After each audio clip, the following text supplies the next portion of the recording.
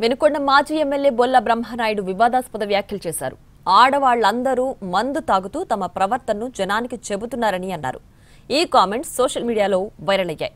మహిళలను తాగుబోతులంటూ కించపరిచారని బొల్లపై విమర్శలు వెల్లువెత్తుతున్నాయి.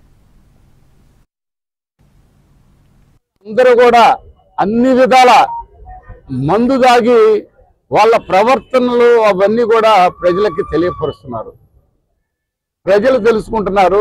ఆడవాళ్ళు అందరూ కూడా అన్ని విధాల మందు తాగి వాళ్ళ ప్రవర్తనలు అవన్నీ కూడా ప్రజలకి తెలియపరుస్తున్నారు.